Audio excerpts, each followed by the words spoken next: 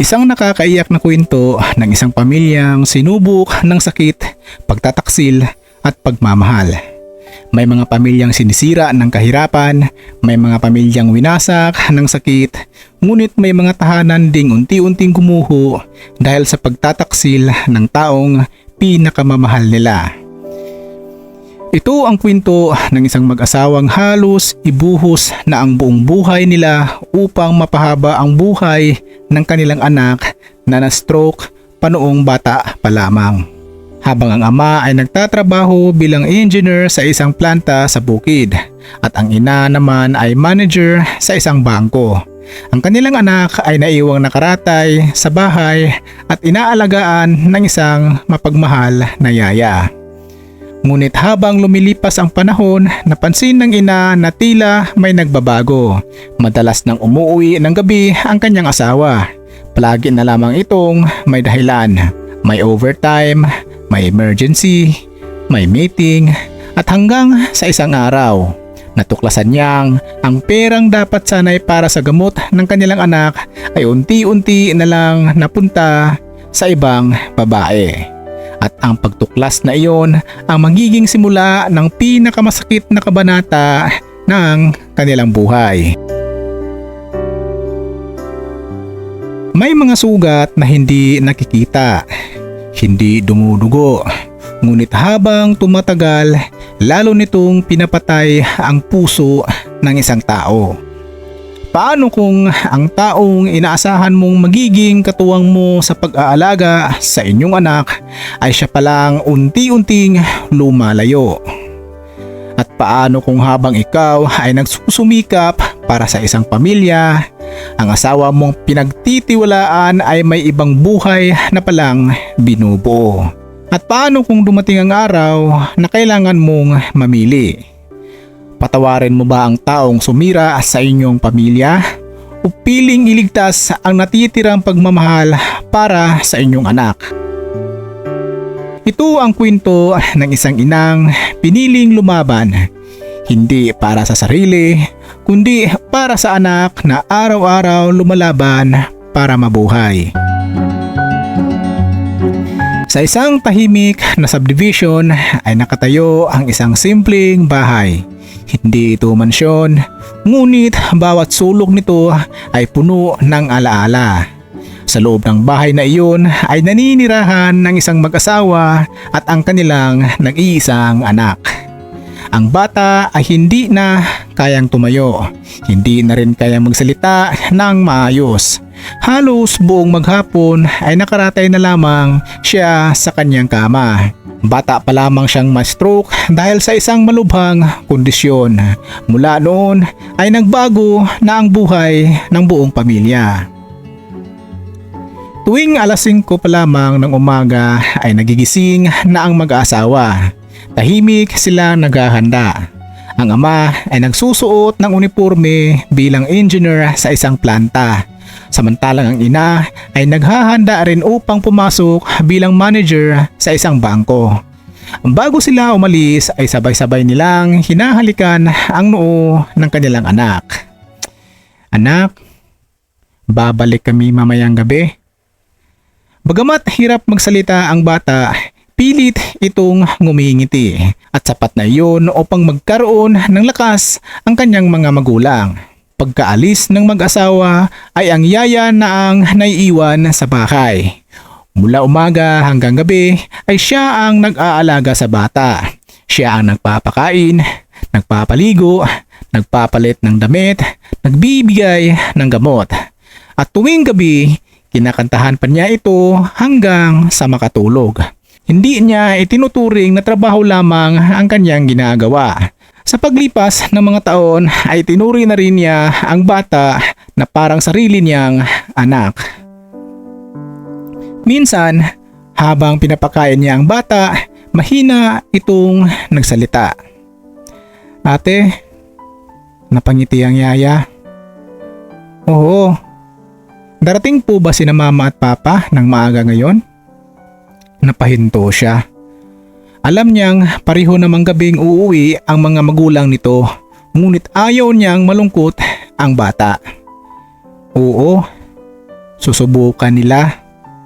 Ngumiti ang bata at tahimik na naghintay. Ngunit pagsapit ng gabi, yaya lamang muli ang kasama niya. 10:00 na ng gabi nang makauwi ang ina. Pagod na pagod ito. Ngunit bago pa man magpalit ng damit ay agad itong dumiretso sa gilid ng anak. Mahimbing na nitong natutulog.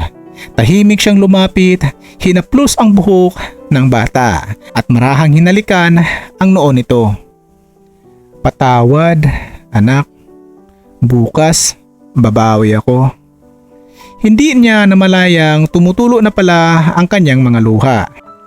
Makalipas ang halos 1 oras ay dumating din ang kanyang asawa. Pagod din ang hitsura nito. "Hindi ka pa natutulog?" tanong nito. Umiiling ang babae. "Nag-overtime ka na naman?" tumango ang lalaki. "Maraming kailangan tapusin sa planta." Hindi na nagtanong pa ang babae. Sanay na siyang ganun ang sagot. Ni hindi sumagi sa isip niya na may ibang dahilan pala ang palaging pag-uwi nito ng gabi. Kinabukasan ay ganoon na naman ang nangyari. Maagang umalis, gabi na umuwi.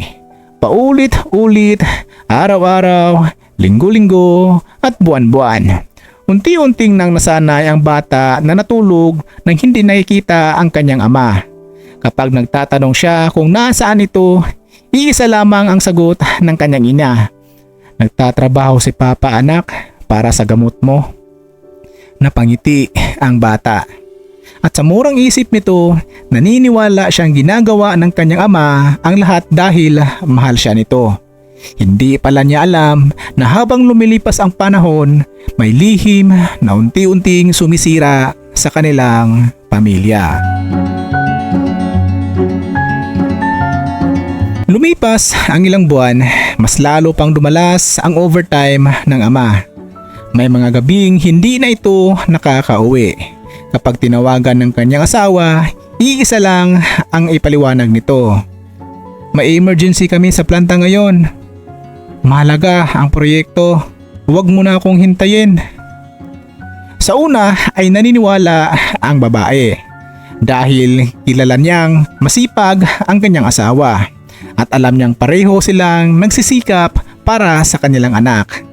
Ngunit habang tumatagal, may napansin siyang kakaiba. Hindi na madalas tumawag ang kanyang asawa para kumustahin ang kanyang anak. Hindi na rin ito nagtatanong kung ano ang kalagayan nito. Minsan, kahit alam nitong may check-up ang bata, hindi man lang ito nakapagpadala ng mensahe. Iyon ang unang pagkakataon na nararamdaman ng asawa ng may kakaibang lungkot ang babae. Isang gabi, habang natutulog ang kanyang anak at ang yaya ay nagliligpit ng mga gamit, tahimik na naupo ang babae sa sala. Hawak niya ang listahan ng buwanang gastusin, gamot, therapy, pagkain, bayad sa yaya, mga laboratory test. Napakunot noo siya. "Bakit parang kulang ang pera natin?" Mahina niyang tanong sa sarili. Hindi naman nabawasan ang kanyang sahod.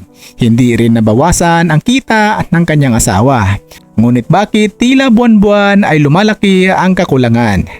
Hindi pa niya alam na ang tanong na iyon ang magdadala sa kanya sa katotohanang hindi niya kailanman gustong malaman. Makalipas ang ilang araw, hindi pa rin mawala sa isip ng babae ang tungkol sa kanilang gastusin. Bilang manager sa isang bangko, sanay siyang magbilang ng pera, sanay siyang magplano ng budget, at higit sa lahat, sanay siyang makakita ng kahit maliit na pagkakamali sa mga numero. Kaya imposible para sa kanya na hindi mapansin ang unti-unting pagkawala ng malaking halaga ng pera sa kanilang ipon. Tahimik niyang binuksan ang kanyang laptop at isang gabi habang natutulog na ang kanilang anak, isa-isa niyang tiningnan ang mga tala ng kanilang mga gastusin. Gamot, therapy, bayad sa ospital, bayad sa yaya, Lahat ay nakalista na, ngunit may isang bagay na paulit-ulit na lumilitaw. Isang withdrawal na halaga ng 50,000 pesos. Buwan-buwan, parehong pizza, parehong oras at napakunot ang noo niya. Hindi niya matandaang siya ang nag-withdraw ng halagang iyon. Kinabukasan, maaga siyang pumasok sa trabaho. Pagkatapos ng kanyang mga meeting, tahimik siyang humingi ng kopya ng transaction history ng kanilang joint account. Hindi niya ito ginawa bilang manager, kundi ginawa niya ito bilang isang asawang naghahanap ng katotohanan. Habang isa-isang lumalabas ang mga record, lalo siyang nanghina. Hindi minsan, hindi 2 beses, halos 8 buwan nang may nawawalang 50,000 pesos bawat buwan-buwan. Mahigit 400,000 piso na ang nawala. Nanginig ang kanyang mga kamay. Hindi niya maiintindihan kung saan napunta ang perang iyon. Pag-uwi niya sa gabing iyon, nadatnan niyang masayang kinakantahan ng yaya ang kanilang anak. Ngumiti ang bata nang makita ang kanyang ina. "Mama, kumusta ang trabaho mo?" Napaluha siya. Pilit niyang ngumiti. "Mabuti naman anak." Lumapit siya at niyakap ang kanyang anak. Sa mga sandaling iyon, lalo siyang naisip ang perang maaaring ipinambili sana ng mas maayos na therapy, mas maraming gamot, mas maginhawang buhay para sa kanyang anak, ngunit wala na iyon. May kung sino mang gumagamit nito at determinado siyang malaman kung sino. Makalipas ang ilang oras, dumating ang kanyang asawa. Pagod ang itsura nito, may dala pa itong helmet at bag. "Sorry, na-late na naman." Ngumiti lamang ang babae. "Hindi bale, may tatanong lang sana ako." "Ano iyon? May kinuha ka bang pera sa account natin nitong mga nakaraang buwan?" Sandaling natigilan ang lalaki. Ngunit mabilis din itong nakabawi. "Oo, may mga kailangan sa planta kasi. Hindi ko nasasabi sa iyo." Tahimik siyang tumango. Ngunit sa kauna-unahang pagkakataon sa kanilang pagsasama, naramdaman niyang maitinatago ang kanyang asawa. Kinabukasan, habang nasa opisina ang babae, hindi niya mapigilang isipin na ang naging sagot ng kanyang asawa.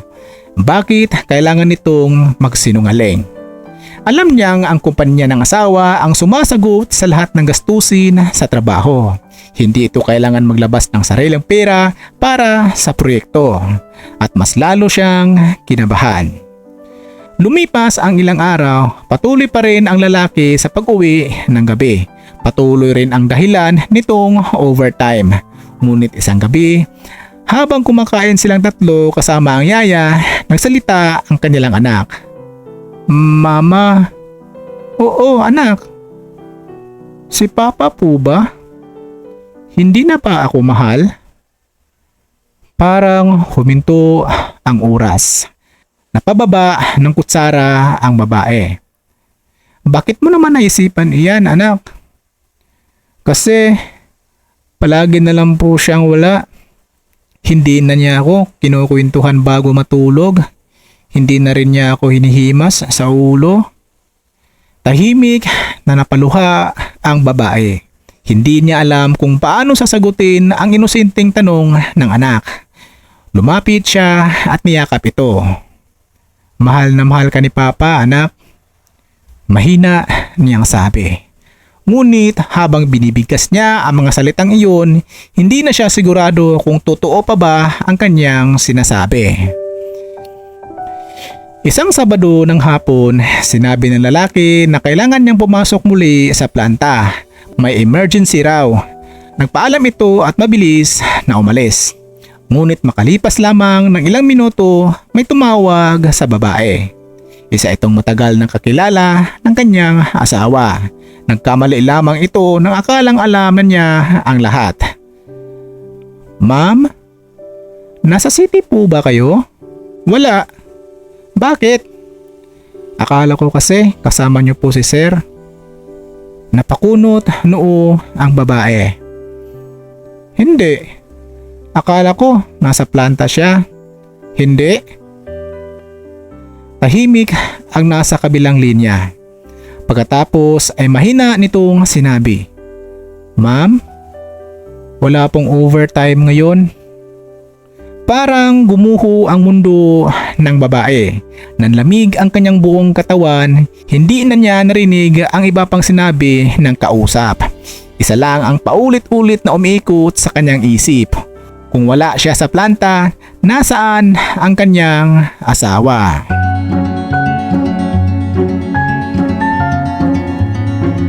Habang nanginginig ang kanyang mga kamay, napatingin siya sa larawan ng kanilang anak na nakasabit sa dingding. Unti-unting tumulo ang kanyang mga luha. Pakiramdam niya, may katotohanang paparating na hindi niya kayang tanggapin. Hindi na mapakali ang babae matapos ang tawag na kanyang natanggap. Paulit-ulit niyang tinitingnan ang orasan. 6:00 na ng gabi. Sinabi ng kanyang asawa na nasa planta lang ito. Ngunit malinaw ang sinabi na tumawag, walang overtime. Hindi niya alam kung ano ang paniniwalaan, ang mga paliwanag ng kanyang asawa sa loob ng maraming buwan o ang katotohanang unti-unti na nagbubunyag sa kanyang harapan. Habang tahimik na natutulog ang kanilang anak sa silid, lumapit sa kanya ang yaya. "Ma'am, bakit po parang malungkot kayo?" Ngumiti ang babae kahit namumugto na ang kanyang mga mata. "Wala ito. Pagod lang." Alam ng yaya na may mabigat na dinadala ang kanyang amo. Ngunit bilang paggalang, hindi na siya nagtanong pa. Sa halip ay bumalik siya sa tabi ng bata at marahan niyang inayos ang kumot nito. Hinaplos ang noo at muling kinantahan hanggang sa mahimbing itong makatulog. Habang pinagmamasdan iyon ng babae, lalo siyang nasaktan. Naisip niya ang yaya pa ang mas maraming oras na kasama ang kanyang anak kaysa sa kanyang sariling ama. Bandang 11:00 ng gabi, dumating na ang kanyang asawa. Pagkapasok pa lamang nito sa bahay ay napansin na nitong nakaupo pa rin ang kanyang asawa sa sala. Hindi ito nagsasalita. Hindi rin ito umiimik. Tahimik lamang na nakatingin sa kanya. "Bakit gising ka pa?" Mahinang tanong ng lalaki. "Hinihintay kita." Napangiti ang lalaki. "Pasensya na, matagal na tapos ang trabaho." Tumango lamang ang babae. "Talaga bang nasa planta ka?" Saglit na natigilan ang lalaki. Pagkatapos ay muli itong tumango. "Oo." Hindi na nagsalita pa ang babae, ngunit sa sandaling iyon, may isang bahagi ng kanyang puso ang tuluyang nabasag dahil alam niyang nagsisinungaling ang kanyang asawa habang direkta ito nakatingin sa kanyang mga mata. Kinabukasan, hindi na mapakali ang babae sa opisina. Hindi na siya makapag-concentrate sa kanyang trabaho. Habang nakaupo siya sa kanyang mesa, paulit-ulit niyang binubuksan ang transaction history ng kanilang account. Buwan-buwan, parehong halaga, 50,000 pesos. Parang bawat numerong nakita niya ay unti-unting sumasagot sa kanyang puso. Hindi iyon simpleng pera. Iyon ang perang inilaan nila para sa kinabukasan ng kanilang anak, para sa mga therapy, para sa mga gamot, para sa pag-asang balang araw ay bagyang bumubuti ang kalagayan ng kanilang anak. Ngunit ngayon, hindi niya alam kung saan napunta ang lahat. Pagsapit ng Sabado, nagpasya siyang sundan ang kanyang asawa. Muli na naman nagpaalam ang lalaki.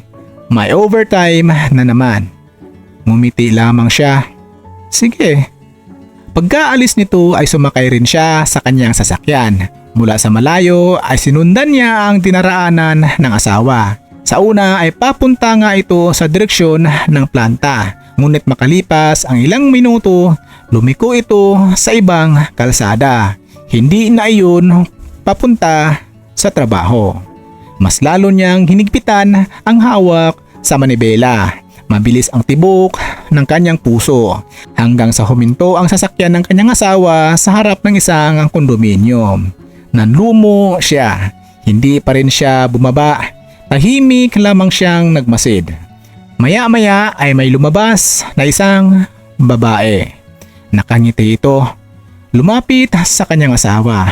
At bago pa man makapasok sa gusali, mahigpit nitong niyakap ang lalaki. Para bang matagal na silang hindi nagkita. Kasunod noon ay magkahawak kamay silang pumapasok sa loob. At parang huminto ang oras. Hindi na marinig ng babae ang ingay ng mga sasakyan. Hindi na rin niya naramdaman ang init ng araw. Isa lang ang malinaw sa kanya. Hindi overtime ang dahilan. May iba na pala ang kanyang asawa. Hindi niya namalayang tumulo na ang kanyang mga luha. Mahigpit niyang tinakpan ang kanyang bibig upang pigilin ang paghikbi. Sa loob ng maraming taon ay naniniwala siyang ginawa ng kanyang asawa ang lahat para sa kanilang anak. Ngunit habang siya ay nagtatrabaho ng doble para lamang maipambayad sa therapy, ang asawa niya pala ay gumagawa ng panibagong buhay sa piling ng ibang babae. Mas masakit pa roon, naaalala niya ang kanilang anak, ang batang gabing-gabing naghihintay sa kanyang ama, ang batang naniniwalang mahal na mahal siya ng kanyang papa. Hindi niya alam kung paano ito ipaliliwanag ang katotohanan ito. Tahimik siyang umuwi. Hindi niya sinabi ang kanyang nalaman. Pagdating sa bahay ay nadatnan niyang gising pa ang kanyang anak. Mama, ngumiti ito. Dumating na po ba si Papa? Hindi na napigilan ng babae ang kanyang sarili. Lumapit siya. Mahigpit niyang niyakap ang kanyang anak. At doon siya tuluyang umiiyak. Hindi pa, anak. Mahina niyang sagot. Huwag na po kayong umiyak, ma. Sabi ng bata habang pilit na inaabot ang mukha ng kanyang ina. Kapag gumagaling na po ako naman po ang magtatrabaho para hindi na kayo mapagod. Sa mga salitang iyon, tuluyan nang nadurog ang puso ng babae. Hindi niya kayang isipin na ang batang halos hindi makabangon sa kama ay siya pang nag-aalala para sa kanya. Habang ang lalaking nangakong magiging sandigan nila ay piniling ibigay ang kanyang oras, pagmamahal at pera sa ibang babae. At sa gabing iyon, habang mahimbing na natutulog ang kanyang anak at tahimik na nagbantay ang yaya sa tabi nito, isang mabigat na desisyon ang unti-unting nabuo sa puso ng isang inang matagal nang lumalaban. Mula nang makita ng babae ang kanyang asawa na kasama ang ibang babae, hindi siya nakatulog ng maayos. Sa bawat pagising niya, pakiramdam niya ay isa lamang iyong masamang panaginip. Ngunit tuwing nakita niya ang mga record ng nawawalang pera at naaalala ang eksenang nasaksihan niya sa harap ng kondominium, bumabalik ang mapait na katotohanan. Hindi panaginip ang lahat. Totoo ang pagtataksil. Hindi muna siya nagsalita. Pinili niyang magmasid. Araw-araw ay pareho rin ang ginagawa ng kanyang asawa. Maagang umaalis, magpapadala ng mensahe na may overtime at gabi na kung umuwi. Samantala ang kanilang anak ay patuloy na naghihintay. Kapag narinig nito ang tunog ng sasakyan sa labas, agad itong napapangiti. Si Papa na po ba yan? Ngunit sa tuwing hindi ang ama ang pumapasok sa silid, unti-unting nawawala ang ngiti sa kanyang mukha. Napapansin iyon ng yaya. Kaya gabi-gabi, siya ang nagkwikwento sa bata upang kahit papaano ay hindi nito maramdaman ang lungkot. Isang hapon, habang pinapalitan ng yaya ang damit ng bata, mahina itong nagsalita. Ate, oo, galit po ba si Papa sa akin? Napahinto ang yaya. Hindi. Sigurado po kayo? Oo naman. Bakit po hindi niya ako niyayakap? Napayo ko ang yaya. Hindi niya alam ang isasagot, kaya marahan na lamang niyang hinawakan ang kamay ng bata. Mahal na mahal ka ng mama mo at hindi ka niya iiwan. Ngumiti ang bata. Ngunit sa kanyang mga mata ay bakas ang pananabig sa isang yakap na matagal na niyang hinihintay mula sa kanyang ama. Samantala, tahimik na pinagpatuloy ng babae ang kanyang pagsisiyasat. Bilang manager ng bangko, alam niyang hindi sapat ang hinala lamang. Kailangan niyang katibayan. Muli niyang sinuri ang lahat ng transaksyon sa kanilang account. Doon niya napansin na eksaktong pagkatapos ng bawat withdrawal na 50,000 piso ay may sunod na transaksyon na ginagamit sa mga mamahaling restaurant, hotel at mga tindahan ng alahas. Hindi na niya kailangan magtanong pa. Unti-unti na nagbubuo ang buong larawan. Ang perang dapat sana ay para sa gamot ng kanilang anak ay naging luho ng ibang babae. Nanginginig ang kanyang mga kamay habang isinasara ang mga dokumento. Hindi dahil sa halaga ng perang nawala, kundi dahil sa tiwalang tuluyan ng ninakaw sa kanya. Kinagabihan, muli na namang umuwi ng hating gabi ang kanyang asawa. Tahimik lamang siyang naghihintay sa sala. Sa pagkakataong ito, hindi na rin siya nagkunwaring walang alam. May kailangan tayong pag-usapan. Mahinahon niyang sabi. Napahinto ang lalaki. Tungkol saan? Dahan-dahan niyang inilapag sa mesa ang mga printout ng kanilang bank records. Kasunod nito ang listahan ng withdrawal at ang mga resibo ng mamahaling gastusin. Unti-unting nagbago ang ekspresyon ng lalaki. Namutla ito. Ano ito? Tanong nito kahit alam na nito ang sagot. Mahinang tumingin ang babae sa kanyang asawa. Hindi na ako nagtatanong kung saan napunta ang pera. Alam ko na. Tahimik ang buong sala. Ang tanging maririnig ay ang tik-tak ng orasan. Sabihin mo sa akin. Mahinahon pa ring sabi ng babae. Sino siya? Hindi agad nakasagot ang lalaki. Paulit-ulit nitong iniwasan ang tingin hanggang sa tuluyan na lamang itong napaupo. Patawad. Mahina nitong sambit. Isang salitang matagal nang hinihintay ng babae. Ngunit nang marinig niya iyon, wala na siyang naramdamang ginhawa. Patawad? Ilang beses mo akong pinagsinungalingan. Ilang buwan mo kong ninakawan ng perang para sa anak natin. Ilang gabing iniwan mong umiyak ang anak mo. Ilang gabing iniwan mong umiyak ang anak mo habang nasa piling ka ng iba. Hindi na nakapagsalita ang lalaki. Yumuyuko na lamang ito. Sa mga sandaling iyon ay nagising ang kanilang anak dahil sa mahinang pagtatalo. Narinig nito ang boses ng kanyang mga magulang. Mama, mahinang tawag nito mula sa silid. Mabilis na tumakbo ang yaya upang tingnan ang bata. Nandito lang ako. Mahina niyang sabi. Nag-aaway po ba sina mama at papa? Napaluha ang yaya. Hindi niya kayang magsinungaling. Ngunit hindi rin niya kayang sabihin ang buong katotohanan. Huwag kang mag-alala. Sasamahan kita. Habang mahigpit niyang hawak ang kamay ng bata, naririnig pa rin nila ang mahinang iyak ng babae mula sa sala. Hindi na sumigaw ang babae. Hindi siya nagwala. Hindi rin siya nanakit. Tahimik niyang tinanggal ang singsing sa kanyang daliri. Inalapag niya yun sa misa. At sa nanginginig, ngunit matatag na boses ay sinabi niya. Ang pinakamasakit ay hindi ang pagtataksil. Ang pinakamasakit ay pinili mong saktan ang anak natin. Habang lumalaban siya para mabuhay, ikaw naman ang unti-unting sumisira sa pamilyang ipinaglaban natin. Tumulo ang luha ng lalaki. Ngunit sa unang pagkakataon, hindi na lumalapit ang kanyang asawa upang patahanin siya.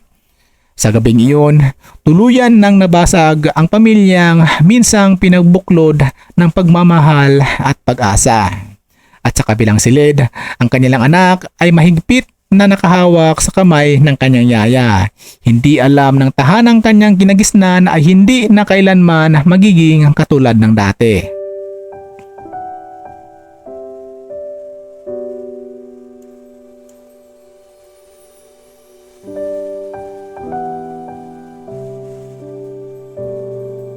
Mula ng gabing mabunyag ang pagtataksil ng kanyang asawa, nagbago ang lahat sa loob ng kanilang tahanan.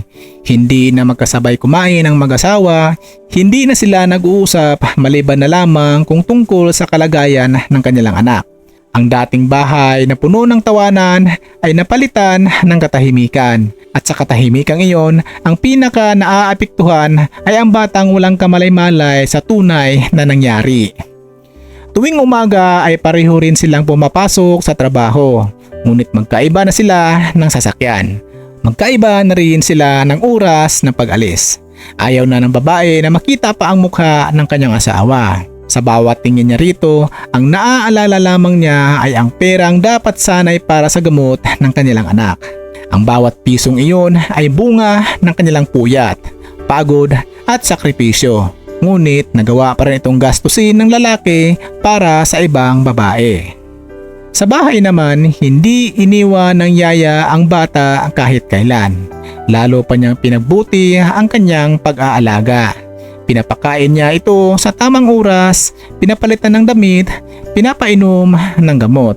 At kapag napapansin niyang malungkot ang bata, kinukwentuhan niya ito ng mga masayang pangyayari upang kahit sandali ay makalimutan nito ang lungkot. Ate, mahinang tanong ng bata. Oh, masaya pa rin po kaya sina mama at papa? Hindi agad nakasagot ang yaya. Napakagat siya sa kanyang labi. Pagkatapos ay ngumiti siya. Ano man ang mangyari, pareho ka pa rin nilang mahal. Napangiti ang bata. Ngunit sa mga mata nito ay bakas ang takot na baka isang araw ay tuluyan nang mawala ang kanyang pamilya. Samantala, nagsimula nang magmakaawa ang lalaki sa kanyang asawa. Isang gabi ay maaga itong umuwi. Pagkapasok pa lamang nito sa bahay ay lumuhod agad ito sa harap ng babae. Patawarin mo ako. Mahina nitong sabi habang umiiyak. Nagkamali ako. Tanga ako. Hindi ko naisip ang magiging epekto sa inyo. Tahimik lamang na nakatingin ang babae. Wala na siyang galit, ngunit wala na rin siyang naramdamang pagmamahal. Parang may bahagi ng kanyang puso na tuluyan ng namatay. Bigyan mo ako ng isa pang pagkakataon, pakiusap. Babawi ako. Hihiwalayan ko na siya. Hindi na mauulit. Dahan-dahang umiling ang babae. Hindi iyon ang pinakamalaking kasalanan mo. Napatingin ang lalaki. Ang pinakamasakit ay ang pinabayaan mo ang anak natin. Habang siya ay naghihintay sa bawat pag-uwi mo, pinipili mong yakapin yung ibang babae mo. Tumulo ang luha ng lalaki. Hindi niya maitanggi ang lahat. Habang nangyayari ang pag-uusap na iyon ay gising pa pala ang kanilang anak. Naririnig nito ang mahinang pag-iyak ng kanyang ama. Mama? Mahina nitong tawag. Mabilis na tumakbo ang babae papunta sa silid. Ano iyon anak? Huwag na po kayong umiyak. Kapag gumagaling na po ako, aalagaan mo kayong dalawa. Hindi na napigilan ng babae ang kanyang sarili.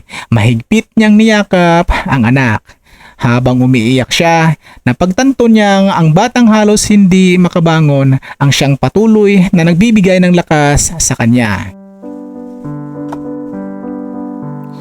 Lumipas ang ilang linggo, nagdesisyon ang babae na ipaubaya muna sa abogado ang lahat ng legal na usapin tungkol sa kanilang pagsasama at sa kanilang mga ari-arian. Hindi niya kayang mabuhay sa ilalim ng isang bubong kasama ang lalaking sumira sa kanilang tiwala.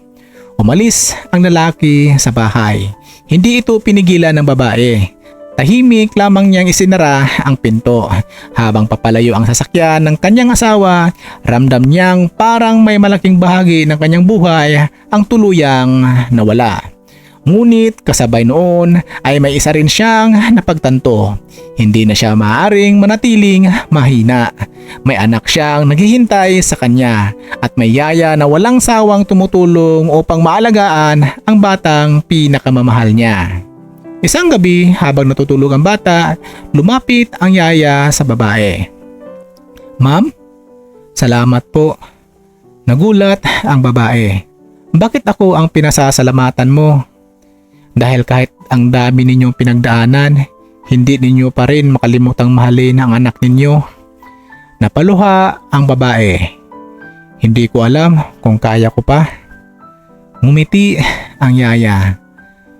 "Kaya po ninyo. Dahil ang pinakamalakas na tao ay ang isang ina na lumalaban para sa kanyang anak." Tahimik na napayakap ang babae sa yaya. Sa unang pagkakataon matapos ang napakaraming araw, naramdaman niyang hindi pala siya ang nag-iisa sa laban na ito. Ngunit hindi pa niya alam na ang pinakamatinding pagsubok ay paparating pa lamang at ang desisyong gagawin niya ay tuluyang magbabago sa buhay ng kanyang asawa magpakailanman. Lumipas ang ilang buwan, hindi na bumalik sa kanilang bahay ang lalaki. Paminsan-minsan ay nagpapadala ito ng mensahe, humihingi ng tawad, nakikiusap na makausap ang kanyang asawa, at nagtatanong tungkol sa kalagayan ng kanilang anak. Ngunit hindi na iyon sinagot ng babae.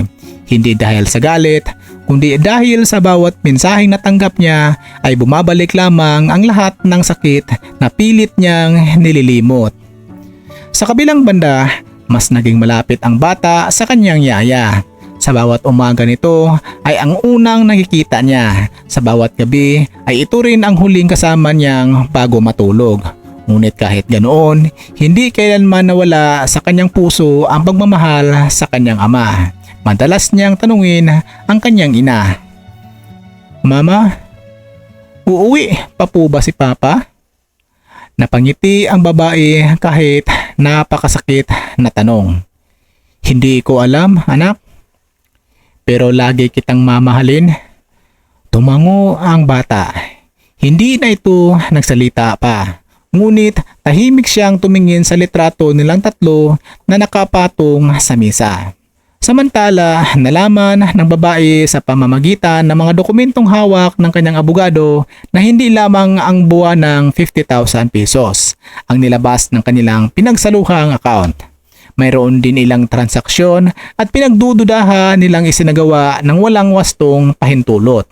Dahil dito, nagsimula ang formal na investigasyon sa mga dokumento at lagda na ginamit sa mga pag-withdraw. Habang lumalalim ang pagsusuri, lalo ring lumilitaw ang mga pagkakamaling ginagawa ng kanyang asawa. Hindi na lamang ito usapin ng pagtataksil. May mga legal na pananagutan na ring kailangang harapin. Isang hapon ay kusang dumating ang lalaki sa bahay. Hindi siya pumasok, tumayo lamang siya sa labas ng gate. Nang makita siya ng yaya, agad nitong sinabi sa babae, "Ma'am, nandyan po si Sir." Tahimik na lumabas ang babae. Magkalayo silang nakatayo. Pareho silang walang masabi. Pagkaraan ng ilang sandali ay nagsalita ang lalaki. "Pwede ko bang makita ang anak natin?" Tahimik na tumingin ang babae sa loob ng bahay.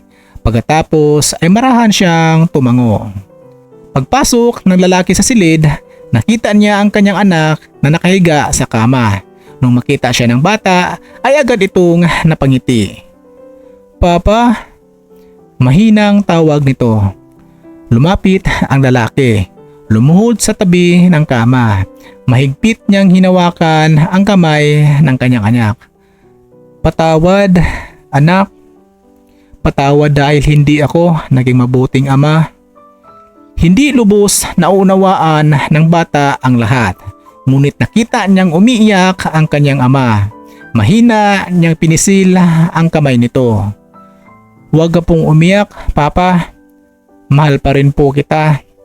Sa mga salitang iyon, tuluyan nang bumagsak ang luha ng lalaki.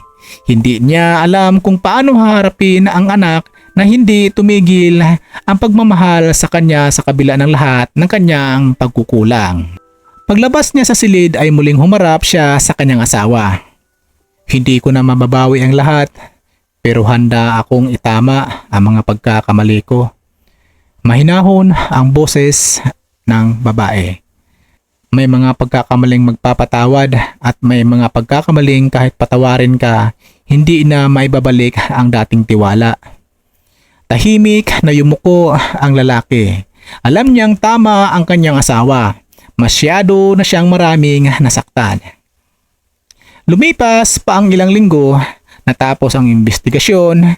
Batay sa mga ebidensyang nakalap at sa naging proseso ng mga otoridad, naharap ang lalaki sa kasong may kaugnayan sa mga irregularidad sa paggamit ng kanilang pagsasaluhang pundo at mga dokumentong kaugnay nito. Sa huli, ipinasya ng hukuman ang kaukulang pananagutan. Ang araw na iyon, tahimik lamang na nakaupo ang babae. Hindi siya nakaramdam ng tagumpay. Hindi rin siya nakaramdam ng paghihiganti. Sa halip, labis ang bigat ng kanyang dibdib. Hindi niya kailanman inisip na darating ang araw na may kita niyang mananagot sa batas ang lalaking minsang nangakong mamahalin siya habang buhay. Habang papalayo ang sasakyan nagdala sa kanyang asawa, hindi niya napigilang mapaluha. Hindi dahil gusto pa niyang balikan ang nakaraan, kundi dahil masakit pa rin tanggapin na ang pamilyang minsang nilang binuo ay tuluyan ng nawasak.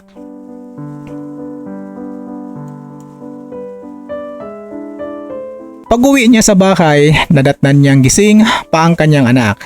Lumapit siya rito. Mahigpit niya itong niyakap. Kasama nila ang yaya na tahimik na nakatingin. "Mama, bakit po kayo umiiyak?"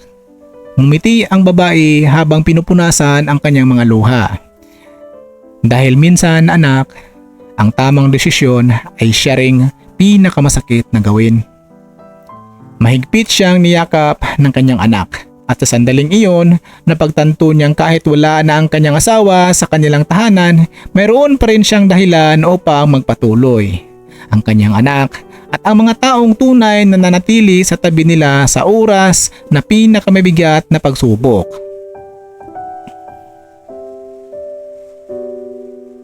Lumipas ang halos 2 taon, unti-unti nang natutong mamuhay ang babae nang wala na ang kanyang asawa. Hindi naging madali ang lahat. Maraming gabing napapagod siya sa trabaho bilang manager sa bangko. Pag-uwi niya sa bahay ay inasikaso pa rin niya ang kanyang anak. Kasama niya sa bawat pagsubok ang tapat niyang yaya na hindi iniwan ang kanilang pamilya kahit kailan. Hindi ito umalis kahit ilang beses nang inalok ng mas malaking sahod sa ibang bahay. Para sa kanya, hindi lamang trabaho ang kanyang ginagawa. Itinuturing na rin niyang sariling pamilya ang mag-ina. Ang batang nakaratay ay patuloy na lumalaban. May mga araw na mahina siya, may mga araw ding tila mas lumalakas ang kanyang loob. Sa bawat therapy at bawat gamot, umaasa pa rin silang darating ang araw na kahit papaano ay gaganda ang kanyang kalagayan. Tuwing umaga, ang una niyang nakikita ay ang kanyang ina. Tuwing gabi naman, bago siya matulog, ang yaya ang marahang kumakanta ng kanyang paboritong awitin. Hindi man perpekto ang kanilang pamilya, hindi na rin siya nakaramdam ng pag-iisa. Isang gabi, habang tahimik silang kumakain, biglang nagsalita ang bata. "Mama?" "Oo anak." "Galit pa rin po ba kayo kay Papa?" Napahinto ang babae. Matagal siyang nanahimik bago sumagot. "Hindi na." "Bakit po hindi na?" "Dahil ang galit ay mabigat dalhin. Mas gusto kong ilaan ang natitira kong lakas sa pagmamahal sa iyo." Napangiti ang bata. Pagkatapos ay hinawakan nito ang kamay ng kanyang ina. "Mahal ko po kayo. At mahal ko rin po si Papa." Tumulo ang luha ng babae. Hindi niya tinama ang anak. Hindi niya rin ito pinigilang mahalin ang ama nito. Dahil alam niyang ang puso ng isang anak ay walang puwang para sa paghihiganti. Minsan habang nagliligpit ng malumang gamit, nakita ng babae ang kanilang lumang picture. Nandoon silang tatlo, masaya at magkakayakap. Napangiti siya habang tumutulo ang kanyang luha. Hindi niya tinapon ang larawan. Maingat niya itong ibinalik sa kahon. Hindi upang balikan ang nakaraan, kundi bilang paalala na minsan ay naging masaya rin silang pamilya. At ang masayang alaala ay hindi kailangan burahin kahit masakit na itong balikan.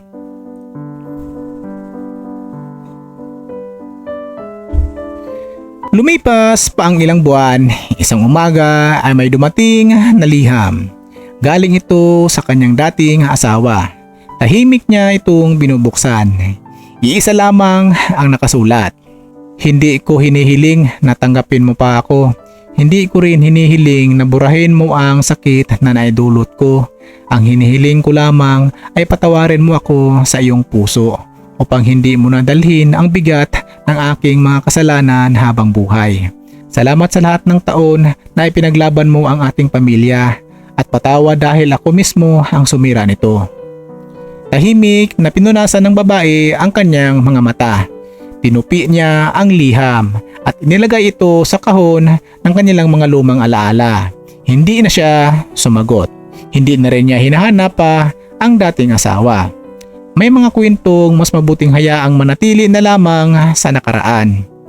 Habang papalubog ang araw, magkatabi ang mag-ina sa mga bintana. Tahimik nilang pinagmasdan ang kulay kahel na kalangitan.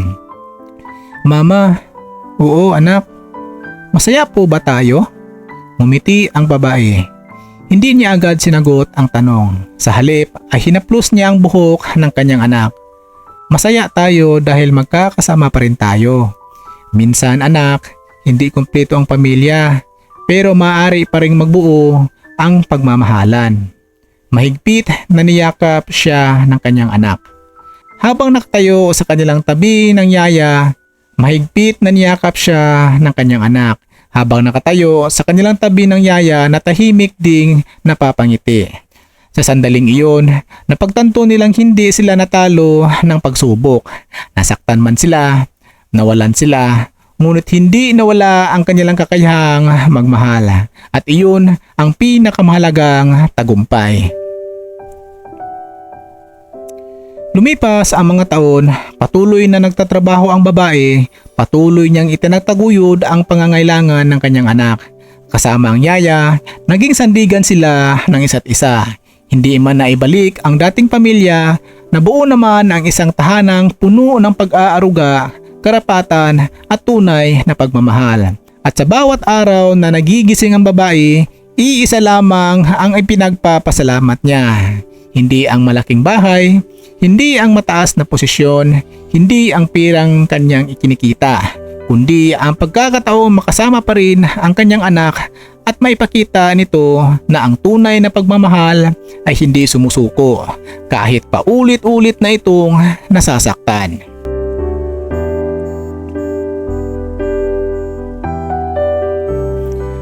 Ang tunay na pagmamahal ay hindi lamang nasusukat sa mga salitang mahal kita, kundi sa oras, katapatan at pananagutang ibinibigay natin sa ating pamilya.